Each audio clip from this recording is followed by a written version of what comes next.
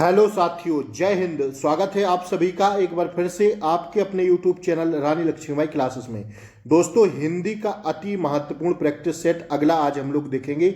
साथियों, 17 व 18 तारीख को सीधे प्रश्न आपको इसी क्लास से देखने को मिलेंगे, तो आपको अंत तक यह क्लास को देखते रहना है और क्लास को लाइक कर दें आप सभी लोग, और चैनल पर नए हो तो सब्सक्राइब कर लें ताकि डेली क्लासों का नोटिफिकेशन आपको सही समय पर मिलता रहे। आइए साथियों, स्टार्ट करते हैं। आज से आपकी परीक्षाओं में मात्र और मात्र साथियों 15 दिन का शेष समय रह गया है।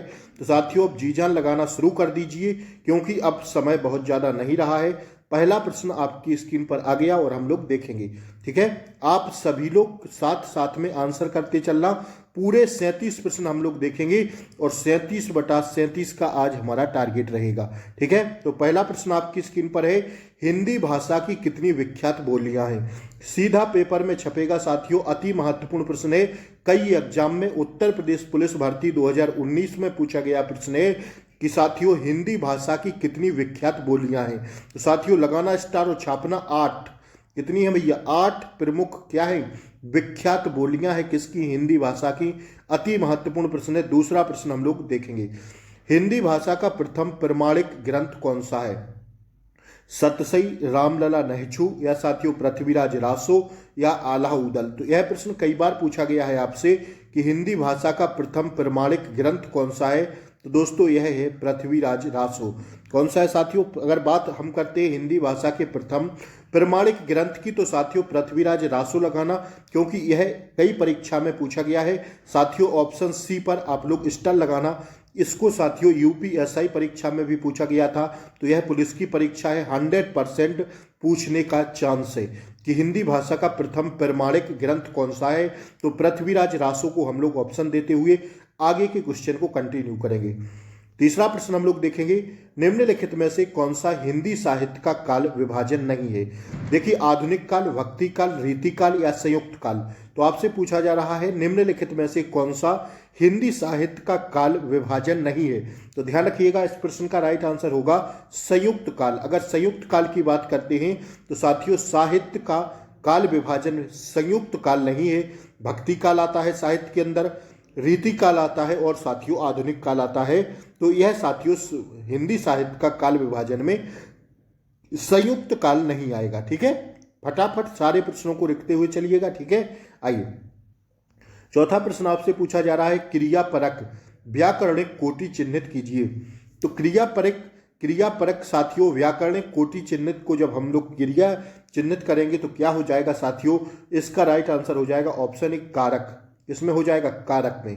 क्रियापरक व्याकरणिक कोटि चिन्हित होगा साथियों, कारक इसका राइट आंसर होगा। ठीक है ना। आइए चौथे के बाद हम लोग पांचवा प्रश्न दोस्तों देखेंगे, चूड़ी अच्छी थी में थी कौन सी क्रिया है। देखिए, चूड़ी अच्छी थी में थी आपसे पूछा जा रहा है कि कौन सी क्रिया है। योजक क्रिया, अधिकार गोतक क्रिया, औचित्य बोधक क्रिया, या अप्रत्यक्ष क्रिया। तो इसका साथियों सही जवाब होगा 5। The right answer option A योजक क्रिया होगी। कैसी होगी भैया? योजक क्रिया होगी। चूड़ी अच्छी थी, जहां भाव साथियों अच्छे का आ रहा है तो वहां पर क्या होगी? योजक क्रिया होगी। अति महत्वपूर्ण प्रश्न है। ठीक है, एग्जाम के पॉइंट ऑफ व्यू से अति महत्वपूर्ण प्रश्न है।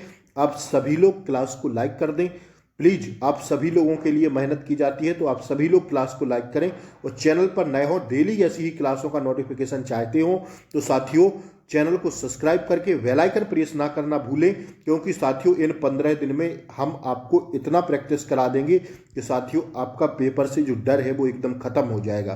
ठीक है ना। तो 15 दिन रहिए मेरे साथ, जुड़िए साथियों। ज़्यादा से ज़्यादा क्लास को शेयर करना और चैनल को सब्सक्राइब करके बेल आइकन प्रेस जरूर कर लेना, ताकि कल सुबह की जो अंकित भाटी सर का प्रैक्टिस सेट करवा रहे हैं उसका नोटिफिकेशन का लिंक आपको सबसे पहले मिले। और आप जानते ही हैं हम गोली की तरह आपको रिवीजन कराते हैं। कोई साथियों फालतू बातचीत नहीं होती है क्लास में, सिर्फ और सिर्फ पढ़ाई की बातें होंगी बचे हुए 15 दिन। ठीक है ना। तो आइए जुड़िएगा ज़्यादा से ज़्यादा संख्या में। मूल अकर्मक धातुओं के साथ प्रत्यय जोड़कर बनाई गई क्रिया धातुएं क्या कहलाती हैं। देखिए कितना गजब का प्रश्न है साथियों, सीधा छपेगा 5 स्टार लगाना इस प्रश्न पर कि मूल अकर्मक धातुओं के साथ प्रत्यय जोड़कर बनाई गई क्रिया धातुएं क्या कहलाती हैं? तो इसका राइट आंसर होगा दोस्तों साधित सकर्मक धातु। क्या कहलाती है? साधित सकर्मक धातु। ऐसे ही प्रश्न आपसे पूछे जाएंगे, फिर साथियों बाद में सिर्फ और सिर्फ पछताने के अलावा कुछ नहीं बचेगा। इन 15 दिन पढ़िए साथियों ज़्यादा से ज़्यादा, ठीक है। सारंग ले सारंग चल कई सारंग की ओट, सारंग छीनो पाए के सारंग कह गई चोट। इसमें अलंकार बताइए कौन सा होगा? तो दोस्तों देखिए, सारंग ले सारंग चल कई सारंग की ओट, सारंग छीनो पाई के सारंग कह गई चोट। तो इसमें अलंकार जो होगा दोस्तों वो हो जाएगा ऑप्शन सी यमक अलंकार। यमक अलंकार की बात साथियों जो हम करते हैं तो देखिए, सारंग ले सारंग चल कई सारंग की ओट, यहाँ सारंग ले सारंग चल इसका अर्थ अलग है और इसका अर्थ अलग है। तो साथियों जहां साथियों शब्दों के मेल एक से हो और साथियों उसके अर्थ भिन्न भिन्न हो तो वहां पर कौन सा अलंकार होता है दोस्तों? यमक अलंकार होता है। अगर अनुप्रास अलंकार आपसे पूछे तो एक ही वर्ण की आवृत्ति बार बार हो वहां पर अनुप्रास अलंकार होता है। साथियों यमक अलंकार जैसे होता है कि कनक कनकते सौगुनी मादकता अधिकाय, इसमें भी यमक अलंकार होता है क्योंकि एक कनक का अर्थ अलग है और एक कन्नक का अर्थ अलग है। तो साथियों ठीक है ना, आइए हम लोग बढ़ते हैं, अगले प्रश्न को देखेंगे। जुगुप्सा का स्थायी भाव किस रस से संबंधित है? देखिए, जुगुप्सा का स्थायी भाव जो होता है वो क्या होता है? तो साथियों इसका राइट आंसर होगा ऑप्शन सी विभत्स। विभत्स रस का होता है जुगुप्सा। क्या होता है भैया? जुगुप्सा होता है। ध्यान रखिएगा, अति महत्वपूर्ण प्रश्न है रस से संबंधित, ठीक है ना। आइए, निम्नलिखित में से कौन सा छंद का प्रकार नहीं है? तो देखिए, छंद का प्रकार की बात करें तो चौपाई आता है, सोरठा आता है, दोहा आता है, लेकिन ये दृष्टांत नहीं आता। क्या नहीं आता भैया?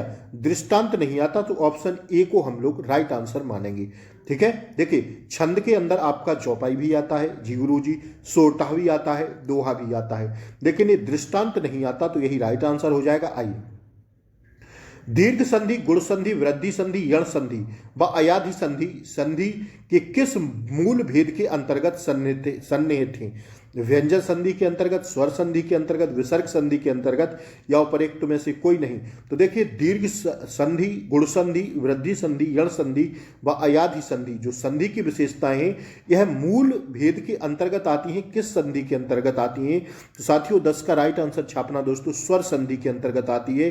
दीर्घ संधि, गुण संधि व वृद्धि संधि, तो इसका राइट आंसर हो जाएगा यण संधि। इसका राइट आंसर होगा दोस्तों option B is the correct answer है। अब देखिए, 11 और 12वें प्रश्न में आपको समास चिन्हित करना है। पथभ्रष्ट में कौन सा समास हो जाएगा दोस्तों? पथभ्रष्ट में आपसे समास पूछा जा रहा है तो इसमें होगा दोस्तों तत्पुरुष समास। कौन सा होगा? तत्पुरुष समास होगा पथभ्रष्ट में। स्टार लगा के छापिएगा इस प्रश्न को, ठीक है। 11वां के बाद हम लोग 12वां प्रश्न को कंटिन्यू करेंगे। देखिए, 12वां प्रश्न है साथियों अष्टध्यायी। अष्टध्यायी में कौन सा समास होगा? तो 12 का राइट आंसर होगा दोस्तों द्विगु समास। द्विगु समास की बात करते हैं प्रथम पद संख्यावाची अष्टधाई, ठीक है। ध्यान रखिएगा, जहां अष्ट नौ जैसे नवरत्न, नौ रत्नों का समूह, जहां प्रथम पद आपको संख्यावाचक दिखे वहां द्विगु समास लगा देना और आगे बढ़ जाना, ठीक है। आइए, 12वां प्रश्न हम लोग देखेंगे दोस्तों। सुमित्रा नंदन पंत को किस कृति पर ज्ञानपीठ पुरस्कार मिला? अति महत्वपूर्ण प्रश्न दोस्तों, स्टार लगा के छापिएगा। सुमित्रा नंद को पंत पर मिला था चिदम्बरा के लिए। किस के लिए? चिदम्बरा के लिए। अति महत्वपूर्ण प्रश्न है, सुमित्रा नंदन पंत को किस कृति पर ज्ञानपीठ पुरस्कार मिला? दोस्तों चिदम्बरा के लिए, ठीक है। सारे प्रश्न रटते हुए चलना, ठीक है। अब समय ज्यादा नहीं बचा है आपके पास, ठीक है। आइए, ब्रज भाषा का विकास किस अपभ्रंश से हुआ है? तो ब्रज भाषा का विकास हुआ है दोस्तों सौरसेनी अपभ्रंश से। किससे भैया? सौरसेनी अपभ्रंश से हुआ है।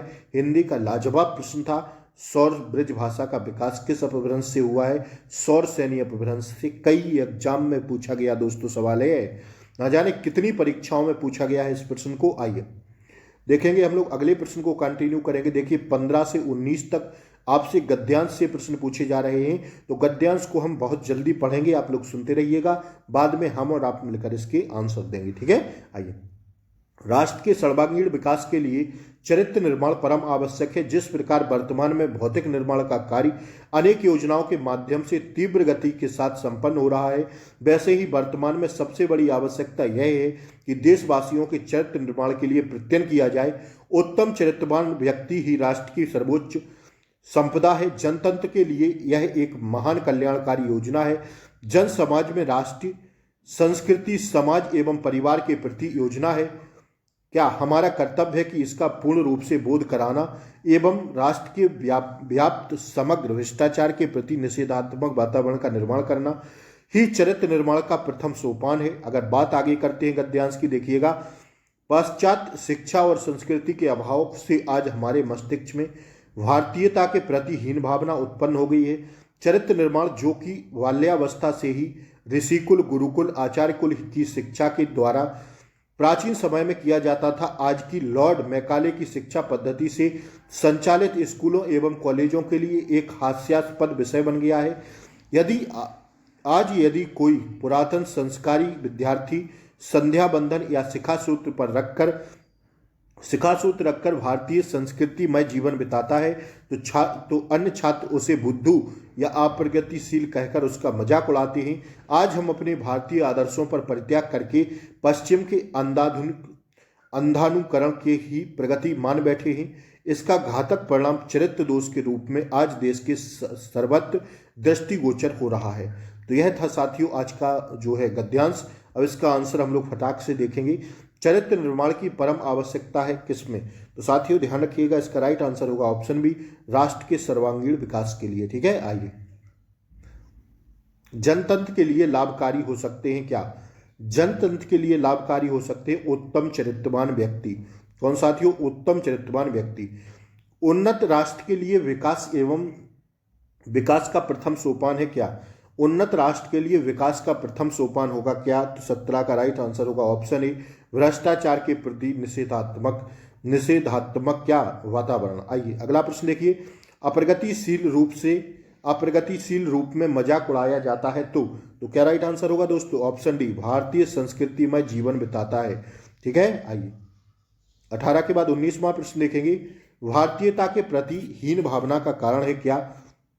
तो इसका राइट आंसर हो जाएगा 19 is the right answer, option B, Lord Macaulay की शिक्षा पद्धति। आइए देखिए 20 से 24 तक आपको शुद्ध वर्तनी वाला छांटना है, शुद्ध वर्तनी वाला नहीं छांटना। इसमें आपको क्या बताना है कि साथियों अगर जैसे 4 ऑप्शन पढ़ना है आपको, अगर आपका बीच में कोई त्रुटि होगी तो आप वो वाला लगा देंगे, नहीं होगी तो कोई त्रुटि नहीं है। ये आपको 2 से 3 प्रश्न छांटने को आएंगे, लिख लेना 100%।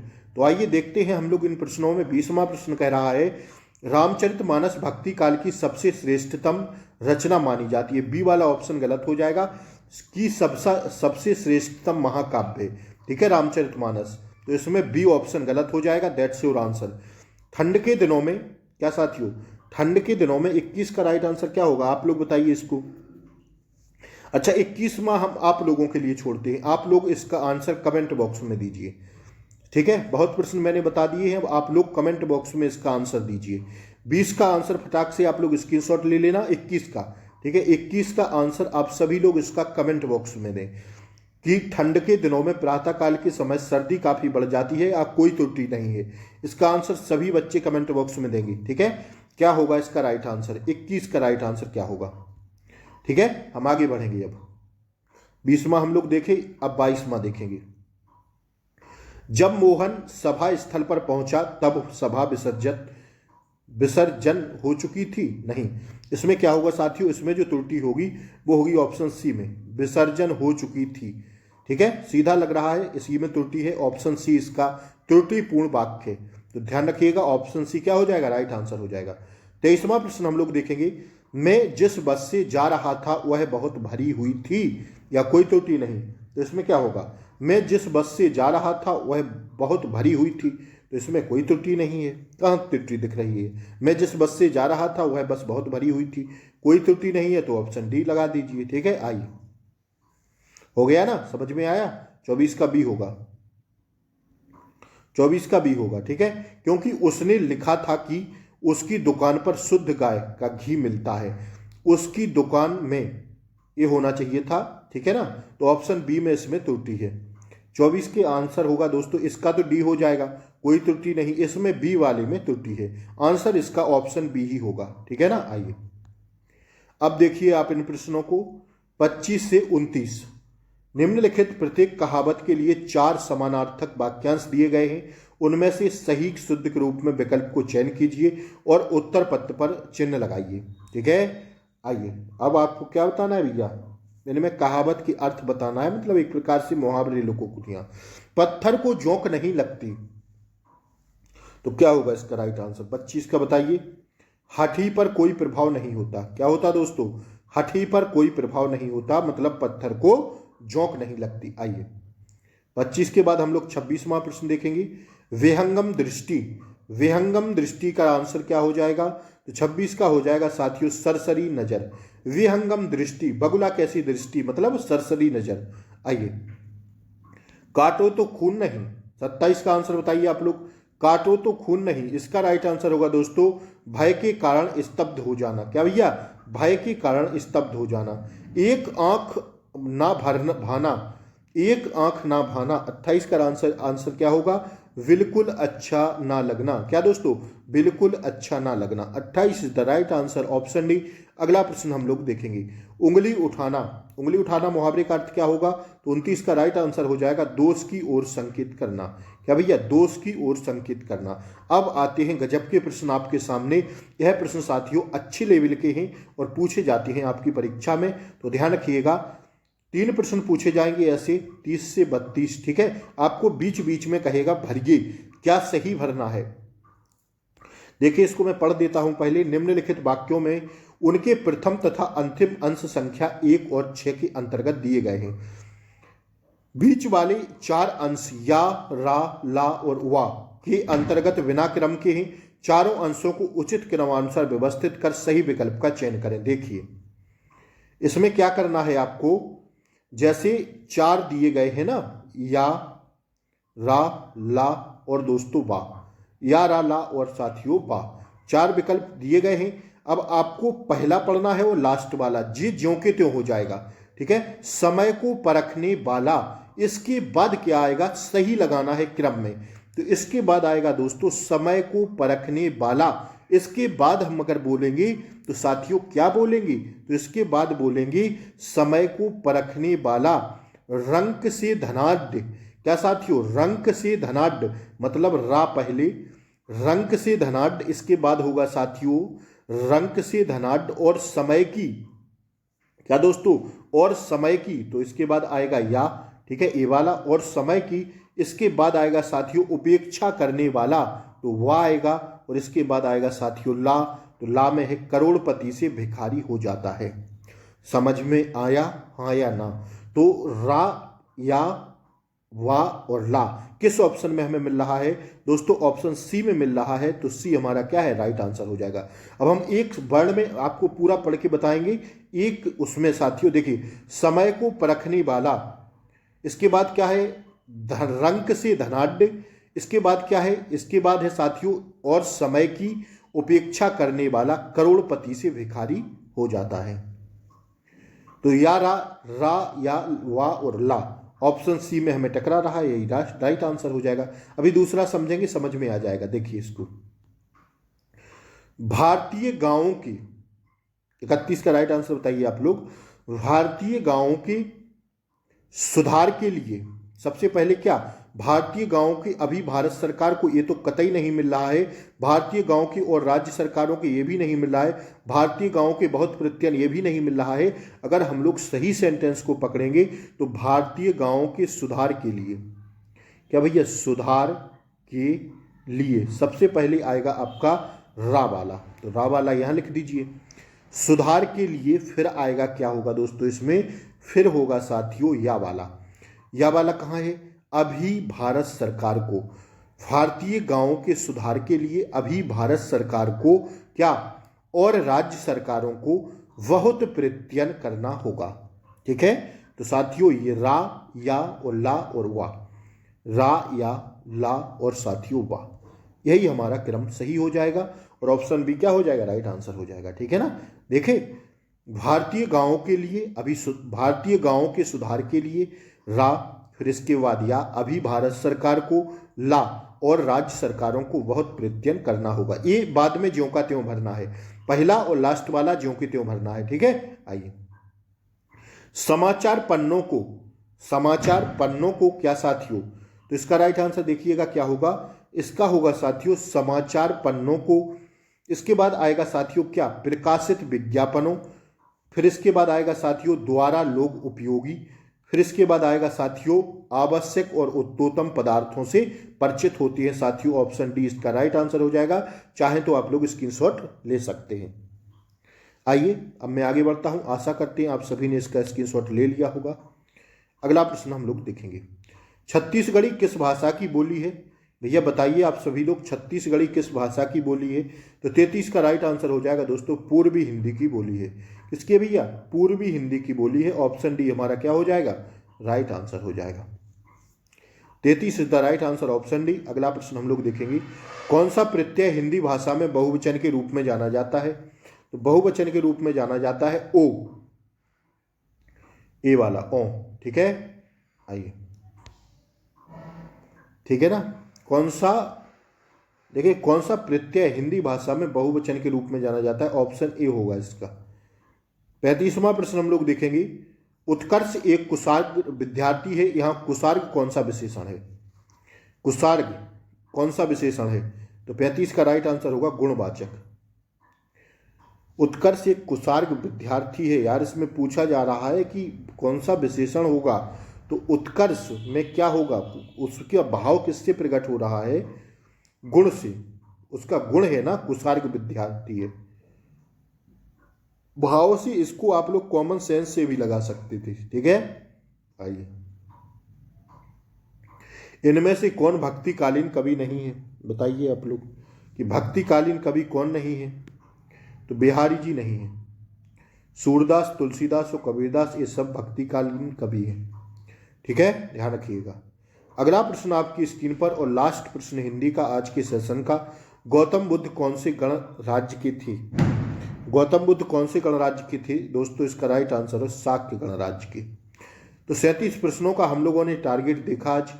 इससे पहले हमारी 15 क्लासें हो गई हैं हिंदी की, लिंक हम आपको इसी क्लास के नीचे डिस्क्रिप्शन में दे देंगे, जाके सारी क्लासें देख लीजिएगा। क्लास अच्छी लगी हो तो लाइक शेयर सब्सक्राइब जरूर कर दें। तो मिलते हैं सुबह अंकित वाटी प्रैक्टिस सेट के साथ, तब तक के लिए Jai Hind, take care, bye bye, नमस्कार।